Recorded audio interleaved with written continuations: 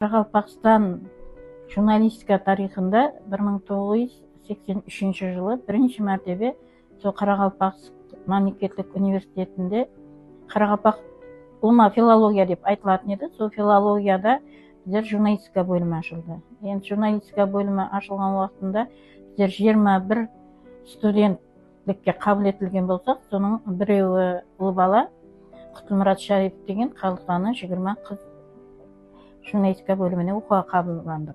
Алтын дәуір деген гәп бар ғой. Сол уақытта студентлік алтын дәуір дегенді, бұның дәуірдің несі алтын дәуір дейтұғын едік та. Енді қиналамыз, сентябрьде оқу басталар бастамастан терімге кетеміз, декабрьде келеміз, бахар басталанып, уже май айы келгеннен кейін, май айы басталанудан жаңағы жазғы жабайы шөптен тазарту жұмысына кетеміз.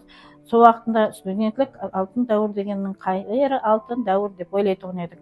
Лекін деп қарасақ, сол біздердің бірінші курста оқып жүріп, бірінші студент болып қабылданған уақытымыздағы бірінші пақтатызларына түскен уақытымыз, өз бәрімізде кішкентай қызларымыз мектепке апарып жайғастырды.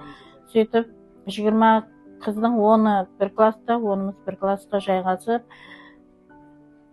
пақта терімлерін терген. Енді факультетіміздің 90 жылдығына бағышталған бір тілектеріңізді айтып, бүгінгі сәулетімізді үстіне жұмыстармен тілеймін. Сол халқымның ендігі уақытында да алтын қалемлер менен халқымыздың